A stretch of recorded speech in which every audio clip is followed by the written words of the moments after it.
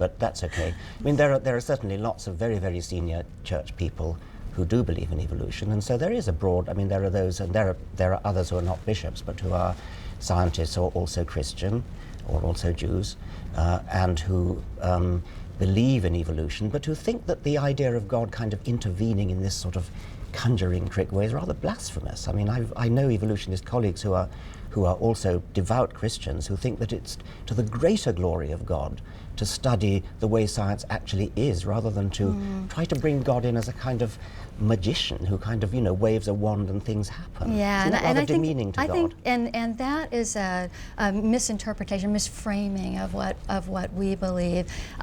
We believe that God can and does intervene throughout history and in life. And we see that as like a loving father that's involved in his family and his children.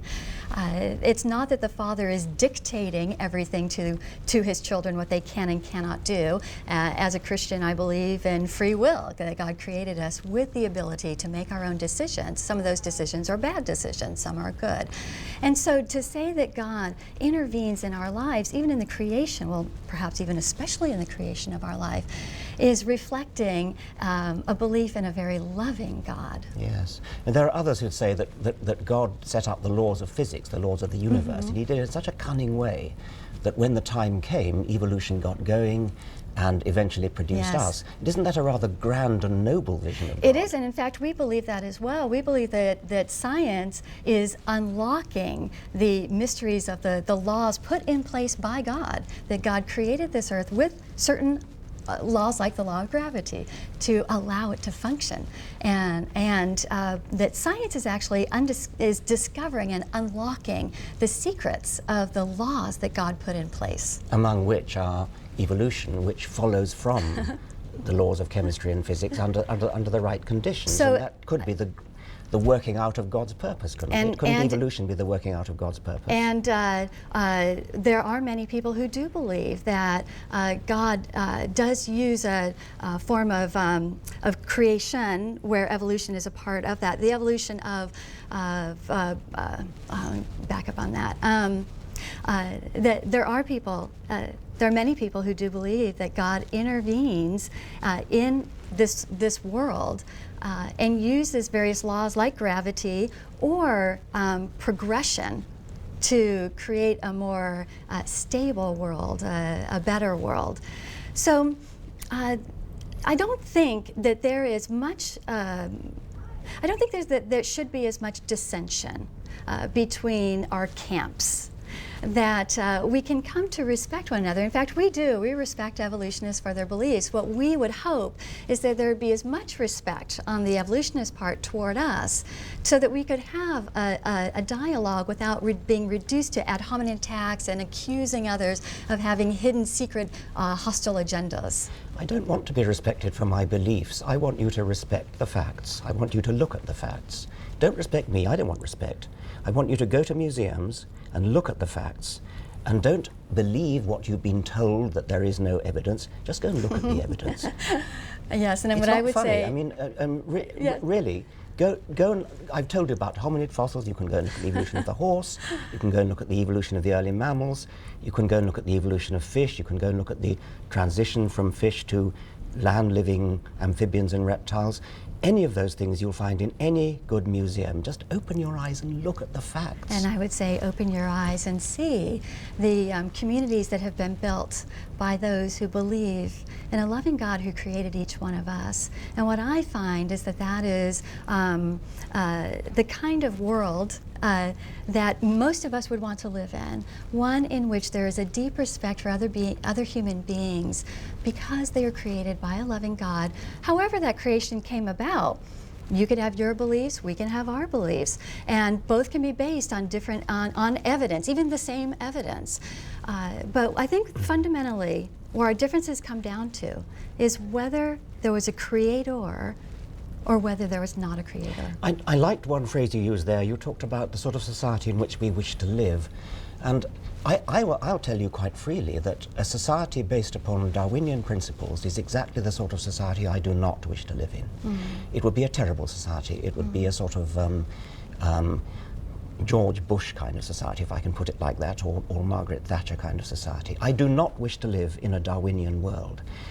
I do, however, respect facts, and I do recognize that the facts of science show that the world of nature is a Darwinian world. It's a very unpleasant world. It's a thoroughly unpleasant world, not the kind of world we wish to live in. So let us understand it so that we can construct the kind of society in which we wish to live, which will be a non-Darwinian society. It will be the sort of society which departs from Darwinian principles. A society that was based on Darwinian principles would be a ruthless free market economy in which the rich trample the poor, in which it would be the sort of opposite of a liberal socialist society, in fact. In a way, I'm rather surprised, if we're talking politics, that the right wing in America is so hostile to Darwin. If we're going to be naive about applying science to politics, you ought to be in favour of Darwin.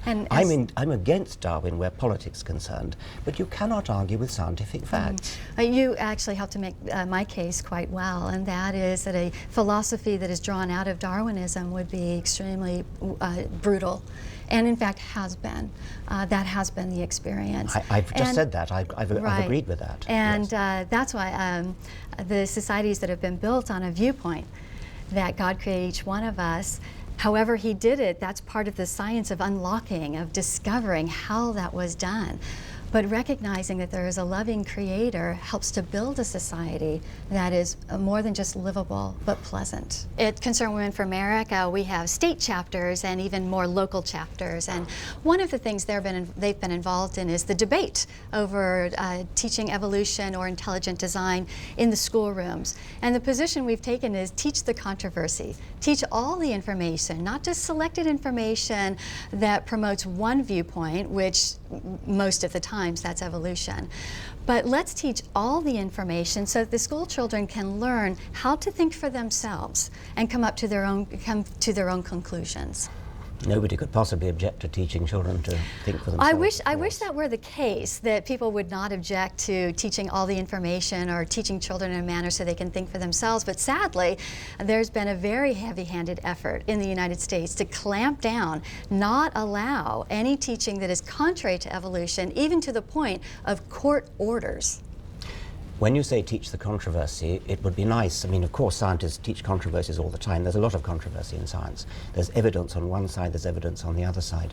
In this case, however, we have a very large amount of evidence in favor of evolution. But the evidence on the other side is not evidence in favor of anything else. It's actually looking for little gaps. It's looking for little things that allegedly evolution can't explain. Say, look, we found something they can't explain. That must mean God did it.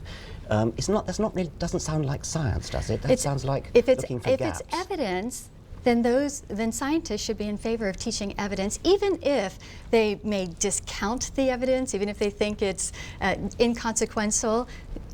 As a scientist, scientists should be committed to teaching truth. Yes, but I think you didn't understand what I said. I said on the one side there is evidence. On the other side, there is a looking for apparent lack of evidence. There is no positive evidence. But that is what science is about. Science is taking a theory and challenging it to see if it can stand up. That's right. And so while people may not like when the evidence doesn't stand up to further testing, but that's what science is about. Yes, well, that is what science is about. But there are no cases known to me, at least, where science where it doesn't stand up. I mean, there are cases where work needs to be done, and of course science flourishes on finding places where more work needs to be done. That's how science advances. Mm-hmm. As you mentioned, what's known to you. And I think that's why we need variety of people looking at theories and challenging it, because if it's one person who's dictating what can be challenged or can't, or what evidence is substantial or not, then we have a dictatorship. In science, scientists should be free to challenge theories and not be hemmed in, not be restricted by the current zeitgeist of those who are almost the high priests of science of that day. Well, that of course is right. I mean, I agree with that. But can you point to any positive scientific evidence in favor of creation? I think the fact, as you pointed out, DNA, I think DNA helps to show that each one of us are individuals. And yes, but they have to be individuals distinct. for evolution to work. I mean, I don't think that's the case. I think Well, that I'm the very fact sorry, that but it each one, is. I think that each one of us are distinct, that no two of us are exactly alike, that helps to show that there is some intervention at the point of each person's creation. Do you know about